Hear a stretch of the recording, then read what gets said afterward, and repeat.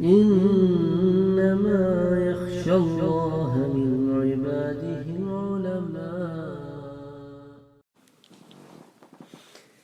پچھلے دروس میں آپ سے ذکر کر چکا ہوں کہ ابو رافع سلام ابن ابو الحقیق قتل ہو گیا، اور یہ خیبر کا سردار تھا۔ اس کے قتل ہونے کے بعد خیبر کے یہودیوں نے ایک آدمی تھا، اس کا نام تھا اسیر بن رازم، اور کچھ نے کہا اسیر بن رزام، اسے انہوں نے اپنا قائد، اپنا سردار مقرر کیا، اور یہ بہت فتنہ گر آدمی تھا۔ اس نے سرداری سنبھالنے کے بعد سب سے پہلے یہ کیا کہ آس پاس کے علاقوں میں جا کر قبائل کو مسلمانوں کے خلاف جنگ کے لیے جمع کرنا شروع کیا۔ تو وہ غطفان گیا اور دیگر قبائل گیا، اور ان کو ایک دفعہ پھر اس طرف اکسایا کہ خندق تو پوری ہو گئی ہے، اب ہم دوبارہ مدینے پر چڑھائی کرتے ہیں، اور اس دفعہ ہم ایک نئی حکمت عملی سے ان پر حملہ کریں گے۔ تو اس نے ان کو ابھارنا شروع کیا۔ حضور اکرم صلی اللہ علیہ وآلہ وسلم کو اس فتنہ گر کے بارے میں پتہ چلا، تو حضور نے صحابہ کرام کی ایک جماعت کو مرتب فرمایا، اور اس کی تعداد 30 افراد پر تھی۔ آپ نے حضرت عبداللہ ابن رواحہ رضی اللہ تعالی عنہ کو اس کا امیر بنایا، اور وہ اسیر کے پاس گئے۔ وہ اسیر کے پاس پہنچے، اور دیکھیں جب معاملات جنگ کے ہوں اور جدال کے ہوں تو اس کے اندر ایک حکمت عملی الگ اختیار کی جاتی ہے جو عام معاملات میں اختیار نہیں کی جاتی۔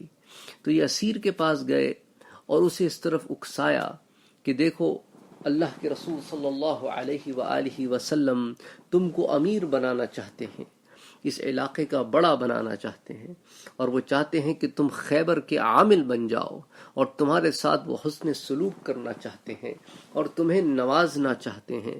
تو انہوں نے ایک چال چلی، کیونکہ وہ بھی ایک چال چل رہا تھا، وہ سامنے تو بڑا اچھا بنا ہوا تھا، پیچھے وہ بھی مسلمانوں کے اوپر حملہ کرنے کے لیے پر تول رہا تھا اور لوگوں کو جمع کر رہا تھا۔ تو اس کو یہ لالچ تھی، اور وہ لالچی آدمی تھا، وہ اس لالچ میں وہاں سے نکل کھڑا ہوا۔ اس کے ساتھ 30 اور یہودی بھی نکل کھڑے ہوئے۔ اچھا، ان میں سے ہر ایک کے پیچھے ایک مسلمان سوار ہوا، کیونکہ مسلمان وہاں پیدل گئے تھے، تو اب وہ سارے سوار تھے، تو ہر جو ہے وہ جانور کے اوپر ایک یہودی سوار تھا اور اس کے ساتھ ایک مسلمان سوار تھا۔ تو جب یہ مقام قرقہ میں پہنچے تو حضرت عبداللہ ابن رواحہ نے اسے تلوار ماری، اور جب اسیر کو تلوار ماری تو وہ اونٹ سے گر گیا۔ اسی طرح جو باقی صحابہ تھے ان میں سے ہر ایک شخص نے اپنے آگے بیٹھے ہوئے سوار کو تلوار ماری تو وہ بھی گر گئے۔ تو اس طرح وہ سارے کے سارے قتل ہو گئے، بچ کے ان میں سے کوئی بھی خیبر کی طرف نہیں لوٹا۔ مسلمانوں میں سے بعض علماء نے لکھا ہے کہ کوئی بھی شہید نہ ہوا، اور بعض نے لکھا ہے کہ ایک شخص مسلمانوں میں سے بھی شہید ہوا۔ پھر یہ لوگ حضور اکرم صلی اللہ علیہ وآلہ وسلم کی بارگاہ میں آئے تو حضور نے کہا کہ اللہ نے تم کو ظالم قوم سے نجات دی ہے۔ اس کو المواہب اللدنیہ میں بھی بیان کیا گیا ہے، اس کو طبقات ابن سعد میں بھی بیان کیا گیا ہے، اسے مدارج النبوہ میں بھی بیان کیا گیا ہے، اور دیگر کئی کتب سیر میں اس واقعے کو بیان کیا گیا ہے۔ اسے سریہ عبداللہ ابن رواحہ کے نام سے بھی بیان کیا گیا ہے، اسے ابن رزام کی طرف حضرت عبداللہ ابن رواحہ کے سریے کے نام سے بھی بیان کیا گیا ہے۔